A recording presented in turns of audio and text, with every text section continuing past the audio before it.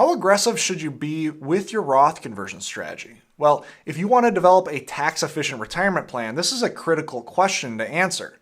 We know that a lot of times it makes sense to convert in certain brackets, like the 10%, the 12%, the 22%. Even for a lot of retirees, even converting at 24% makes a lot of sense. But when we go into the next bracket, what is currently the 32% bracket, that's when things start to get a little bit more fuzzy. Sometimes it makes sense to convert at 32%, sometimes it doesn't. Well, in today's video, we're going to talk about both of these cases and everything in between.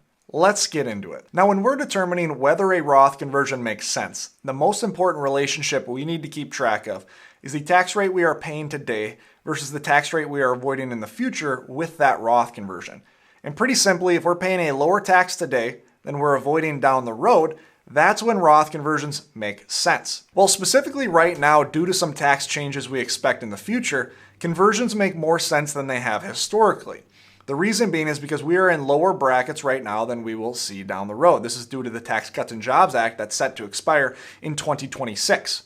And so what you'll see is the 12% bracket turns into the 15% bracket. And I have each of these bracket zones labeled 1 through 7 just for some clarity here. In the third zone, we have the 22 turning into the 25, 24 turning into the 28 in the fourth zone, and you can see these given tax changes as you move down the line. Well, for many retirees, as I have labeled in green, the 10, 12, and 22% bracket is often a zone we want to be converting in right now. Again, this is going to be the case for the majority of retirees, not necessarily all retirees. Now, from the 24 and the 32% bracket, you notice I labeled that in yellow. And that's because there's some decision making that needs to happen in here. For many retirees, even pushing into that 24% bracket still makes a lot of sense. And the reason is the relationship between today's brackets versus what we expect in the future. For instance, if we convert at 24% today, even if we end up being in a lower bracket, what will be zone 3 in retirement, we can see that we can convert at 24% to avoid 25% later on. And so we can move up into the next bracket in certain cases and still have that make sense even if we expect to be in what is a lower zone in retirement. This is all because of the differences between the Tax Cuts and Jobs Act rates versus what we'll see in the future. But when we move into the 32% bracket, this is where things get a little bit more difficult. We see an 8% jump in that given bracket. And so now in order to convert at 32%, we need to be avoiding 33%, 35, or 39.6% later on in retirement. And this gets to be a lot more difficult. On the screen, I have a forward-looking tax graph for a specific retiree. And what this is showing is their income moving through time. We see their tax brackets in the background. And so what we'll see is the 24, 32, 35% brackets in the background, and we'll see how these change through time. Notice there are some adjustments in the levels of the tax brackets because of the Tax Cuts and Jobs Act as well. Now this couple is retiring in their early 60s, and as we can see, they start out in some fairly low tax brackets. Then, because they have some fairly large tax deferred balances, once they turn to age 72, you can see the green bars on the screen push them into much higher brackets, push them even into the 33% bracket later in retirement. And so at first look, it would seem to make sense for them to be converting at 32% right now in order to avoid having those RMDs push into that 33% bracket. But where things can get difficult when we talk about Roth conversions is there are a few more variables that matter in this situation. For instance, if we have time to convert, oftentimes what we'll see is if we perform smaller conversions, we can avoid that larger tax liability down the road. We essentially, when we're converting, we're eliminating the top end of RMDs down the road. And so what you see here is if we start converting at lower brackets rather than pushing up into the 32% bracket, and we max out the 24% for 4 years underneath the Tax Cuts and Jobs Act, and then max out the 25% bracket for another 4 years until Social Security starts, what you'll see is we estimate we would avoid RMDs into that 33% bracket. And so if we can convert at lower rates and avoid the higher rates down the road, well, then we might not need to push into that 32% bracket. And so you can start to see that we can't just look at brackets to brackets, rates to rate. We also have to look at the amount of time we have to convert. So far when we stay fairly high level and we just compare brackets to brackets, you might be thinking, well, it almost never makes sense to convert into the 32% bracket. And that's not the case. And the reason being is because we can't just look from a bird's eye view. We have to look at the important hurdles that you will face as a retiree. And it's these hurdles that can raise your tax rate and thus make converting a little bit more aggressively make sense. So we're going to talk about 5 specific situations where it might make sense to convert at 32%. The first is when you start looking at Medicare's IRMAA. So if you're not familiar with IRMAA, if you show too much income, you will have a higher Medicare expense for Part B as well as Part D premiums. Now, when we're looking at a specific hurdle that carries with it a penalty, like a $1,000 Medicare premium increase, that can be difficult to try to figure out if a Roth conversion makes sense to avoid that. What I would urge everyone to do is translate that expense into a tax rate. So for instance, if we show $20,000 over an IRMAA target and we have a $1,000 expense because of that, well, that's a 5% marginal tax increase that we would add on top of whatever tax rate we are paying. And so what I've done here is I've translated each of these Medicare expenses into a marginal tax increase. Now, this is assuming that you use the full IRMAA zone in each of these thresholds. So what we'll see is when we add in the post-2026 tax rates, and we add in the marginal tax increase because of IRMAA, we can see it transforms brackets at these given times. For instance, the first Medicare increase falls inside of the 25% bracket. So adding in that 4.2% marginal tax increase gives us a 29.2% marginal tax rate in that given zone. Well, it wouldn't make sense to convert at 32% to avoid that. But when we look down the line at passing additional IRMAA zones, now we can see converting at the 32% bracket in order to avoid being taxed at these higher rates later on in retirement starts to make sense. And so this is extremely important to be thinking about. If we look back on our forward-looking tax graph and we see that we're going to pass some of these IRMAA zones and thus owe the extra expense for doing so, well, then all of a sudden converting at 32% right now, if we can miss some of these zones, makes sense. So that's the first reason. The next one we're going to look at is if we just don't have enough time to convert. And so previously when we were looking at that tax graph with that example, this person was retiring at 62 and really had 8 years worth of conversions before Social Security starts. Then another 2 years before RMDs start. Well, let's say that you've procrastinated a little bit and you haven't been performing conversions in your 60s. Now you're on the doorstep of your 70s and you're finding that you need to be dealing with this RMD problem down the road. Well, simply now, because you don't have enough time to be avoiding those higher rates, it may lead to you needing to convert a little bit more aggressively. So that's reason number 2. Let's move on to reason number 3. And reason number 3 is the Social Security tax torpedo. Now, for time's sake, I'm not going to go super in depth into explaining how the Social Security tax torpedo is created.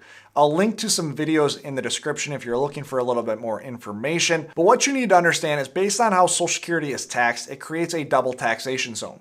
And this can raise your marginal bracket by as much as 85%. Now on the screen, you'll see a Social Security tax torpedo graph for a single filer, and we're looking at this tax torpedo graph post-2025. Just for clarity, how you read this graph is the blue line is the tax rate you would be taxed at. The red line is the tax rate that you would expect to be taxed at if this Social Security tax torpedo didn't exist. And so what's interesting about this specific hurdle is that it happens at lower brackets. The Social Security tax torpedo spans from the 10% bracket all the way into what is the 22% bracket right now and will be the 25% bracket. And as you can see with the most aggressive tax spike within the Social Security tax torpedo, you're paying 46.25%, which is a very high rate. We want to avoid that as much as possible if we can. And it would make sense to convert at 32% in order to avoid 46.25%. The problem here, though, is if you convert too aggressively and you pay 32% and you end up avoiding an RMD that would put you in what we see as the 27.75% zone, well, now that conversion didn't make sense anymore. And so the difficulty with the Social Security tax torpedo is, yes, it does make sense from a pure numbers standpoint to convert more aggressively to avoid that tax spike. The problem is, though, when we try to estimate and gauge exactly how much to convert, it's very difficult to do so as we try to estimate future market returns and where those future RMDs may be. Reason number 4 for converting into the 32% bracket is if you're planning on moving in retirement. Now, most, when they plan on moving in retirement, are moving from a higher tax state where they lived while they were working to a lower tax state. But there are times where the opposite happens, where someone moves from a lower tax state to a higher tax state.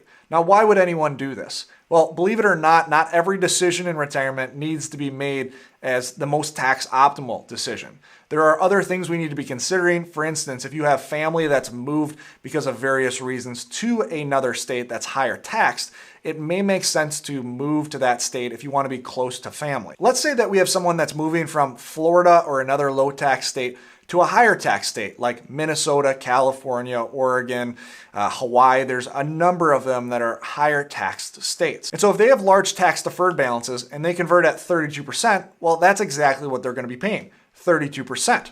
Well, let's say they didn't convert and they moved to Minnesota and later on had larger RMDs that put them in the 25% as well as the 24% bracket. Well, now we would see it may make sense to convert because of the add-on for state income taxes. For instance, we can see in the 22 and 25% zone, the Minnesota state income tax would be 6.8 and 7.8%.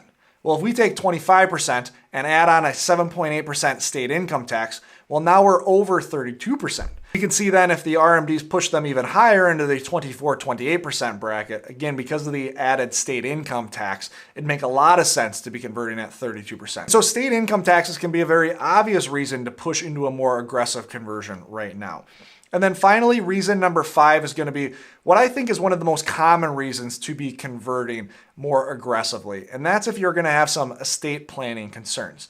And so estate planning concerns can come in a few different ways. For instance, even just looking at the Secure Act that mandates when you pass an IRA on to the next generation, they have 10 years to fully withdraw that given IRA. Well, that can lead to some pretty large distributions that can push your heirs into a much higher rate. And so looking at what your heirs' tax rate might be after those added distributions can lean to you being a little bit more aggressive to try to avoid that for your tax heirs. Now, another example related to estate planning is if you estimate that estate taxes will be a concern for your situation. Now, right now, it may seem that that's not really a concern for most families. After all, the federal estate exemption per person is over $12 million. Keep in mind that as part of the Tax Cuts and Jobs Act, that's going to cut in half. Now, that's still going to be a fairly high bar, but that estate exemption is something that Congress can change at any time. And so keep in mind that's a fluid target that may change. In addition, though, we need to keep in mind state estate taxes as well. There are certain states that also apply estate tax at lower levels if you pass away and are a resident in that given state. In fact, in the description below, I'll link to a video where I talk about 12 states that have an estate tax that you need to be considering if you live in one of those states. But here's a problem that estate taxes can create. It can create another double taxation effect. So let's say that someone has the majority, if not all of their assets in traditional IRA accounts. Okay, and they happen to be over a federal or state estate tax limit. Well, let's say, for example, that someone's estate tax bill is $250,000, meaning that as they're over the limit and they apply the given estate tax rates, they owe $250,000 as their estate tax bill. Well, if the majority of their retirement assets are in traditional IRA accounts, well, in order to pull that estate tax bill, it's going to incur more tax. And so we can see because of this double taxation effect, they're not just paying $250,000 to taxes, they're actually paying $329,000 almost into taxes. And so again, because of this, they will see a marginal increase on whatever estate tax they ended up owing. And because of this, it might lead towards wanting to convert at 32% instead. Now, some of you may be watching this video thinking I forgot a major reason. You may be screaming at the video. What happens if we see additional tax hikes in the future? Won't that lead to wanting to be a little bit more aggressive right now? And you are right. That might be a reason to be more aggressive with conversions right now. And in fact, if I polled 100 viewers watching this video, I think the majority of you think there are going to be future tax hikes that we need to be considering. The big question here is we don't know how much to plan for those future tax hikes. And so with a Roth conversion target, we're kind of shooting in the dark if we don't know those given tax rates. For instance, if tax rates across the board rose by just 1%, so the 25% bracket in the future becomes 26, the 28 becomes 29, and so on. Now that would certainly add a ton of tax revenue to the US government, but really wouldn't change this Roth conversion math too drastically. If instead we saw 5% tax hikes across the board, well, now all of a sudden, yes, then it would make a lot more sense to be aggressive right now, but we just don't know what to expect, and I don't like the idea of shooting in the dark. And so in our specific practice, we're a little bit more conservative where we will not convert based on what potentially might come down the road in future tax hikes. We only convert based on the rules we know today. Now, in your specific situation, you can make a different assessment, but understand that we need to know how much taxes are going to rise, not just think that taxes are going to rise. Now, hopefully you got a few nuggets of information from this video that help you build a more robust Roth conversion strategy. I highly recommend working with an experienced tax strategist. As you can see, things can get quite complex. For instance, there are 5 common Roth conversion mistakes that I talk about in this video right here that can really ruin all of the work we're trying to do with a Roth conversion strategy. Click on this video to learn more. Always remember, you don't need more money, you need a better plan. Thanks for watching.